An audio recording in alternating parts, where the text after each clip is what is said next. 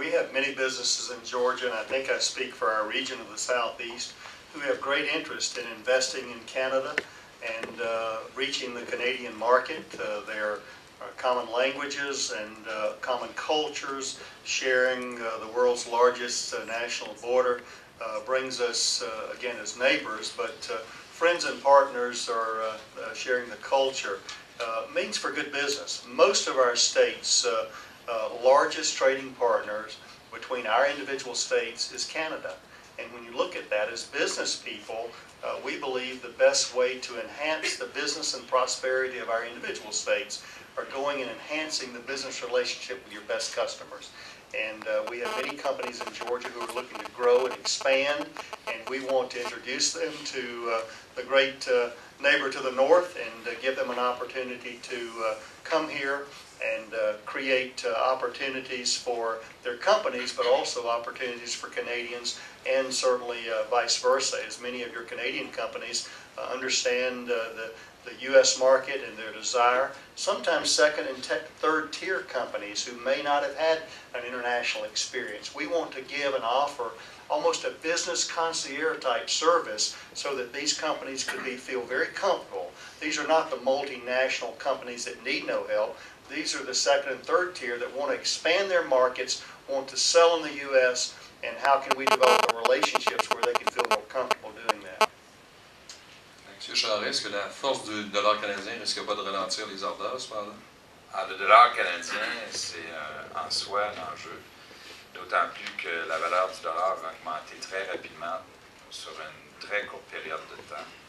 Le dollar canadien, au moment de mon élection en 2003, était à 69 sous.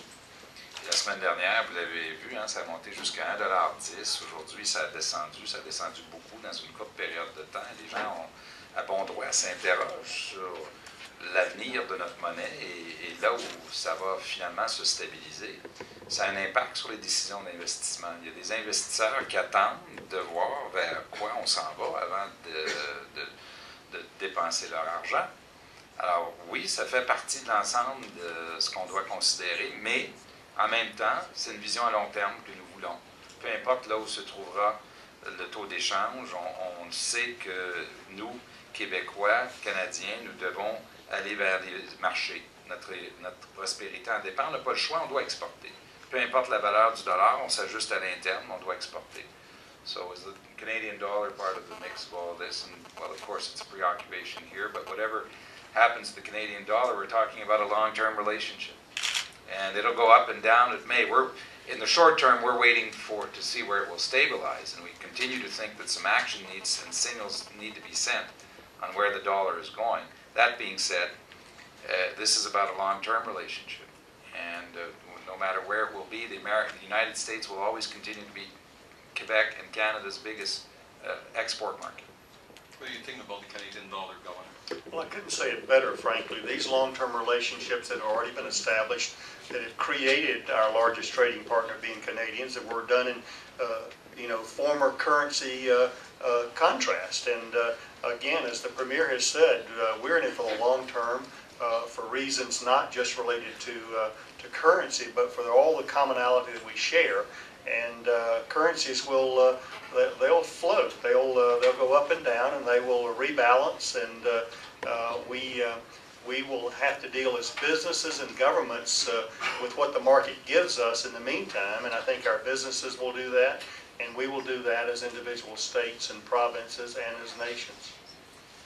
Monsieur Charest, habituellement, quand on parlait de nos relations avec les États-Unis, on parlait de passeport, de fluidité de circulation aux frontières, de sécurité.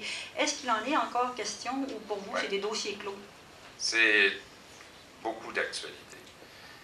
Ça a été discuté ce matin dans le petit déjeuner, ça a été discuté autour de la table également, parce que d'abord, pour une raison, c'est devenu une condition au commerce, la sécurité. C'est Gary Doer qui disait ce matin que la sécurité, ça a toujours été un enjeu que nous avons pris au sérieux. C'est pas nouveau. Avant le 11 septembre, on prenait ça très au sérieux.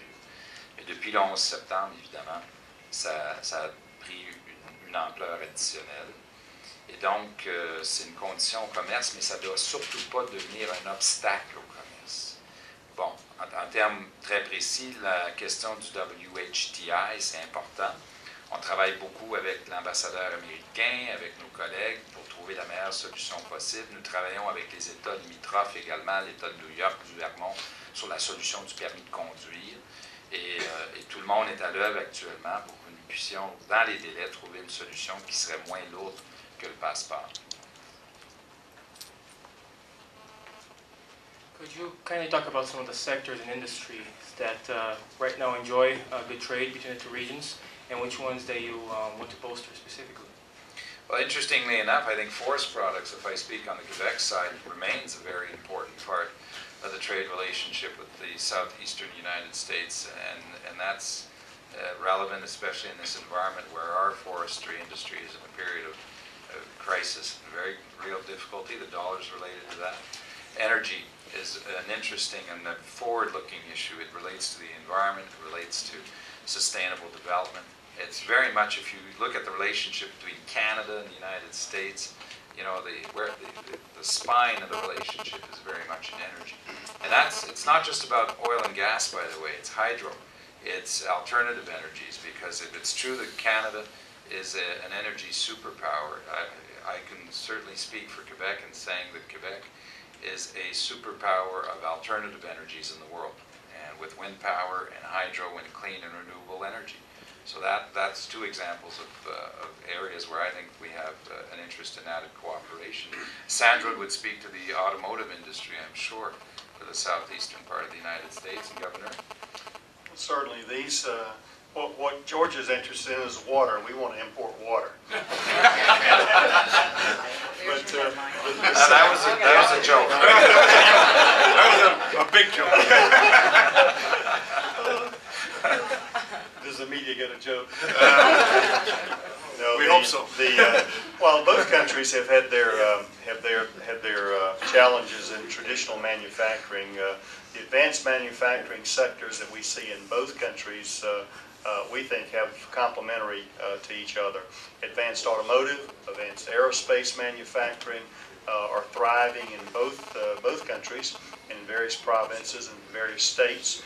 Certainly in agriculture, advanced agriculture, food processing, and food safety. In those areas make a lot of sense. The biolife sciences, pharmaceuticals are also industries and sectors that we look to, as well as the ones mentioned by the Premier. Hi, Lauren McCallum, CBC Radio. You touched on it in French, the security issue. I'm sure people will be asking this question. What kind of role does security play in this agreement? It's in the backdrop of everything we do in the relationship we have with our neighbor, and literally everything, whether it's the WHTI or whether it is issues related to the fluidity of our borders so that they function correctly while meeting that objective of security and also allowing the flow of goods and services. There is, what, about $2 billion worth of trade that goes back and forth between our respective countries every single day. Every single day. There's no other countries, two other countries in the world that have such a more important trading relationship, so you can see how important it is. And so we want to meet that objective when we have to get it right. And it's going to continue to be part of our lives for the foreseeable future. I can't, in my lifetime, I don't think it'll ever go away as an issue. Governor? I think the first point to make is that we as Americans, as Southeastern Americans, do not fear our friends and neighbors to the north. We don't have security concerns with Canadians. But in the world in which we live, I think the primary focus of any government is to keep its citizens safe and to protect them. And in that mind, both Canada and the U.S. have a responsibility to its citizens for those in the world who would harm both of our citizens and both of our nations. And while the great border relationship that we've had over a number of years in this new context of the world in which we live today, we've got to be more creative, more technologically advanced of how we can continue to keep our individual and corporate people safe, our Northern Hemisphere people safe, while it does not become an obstacle to the great industries of tourism, hospitality, and trade that goes across our borders each and every day.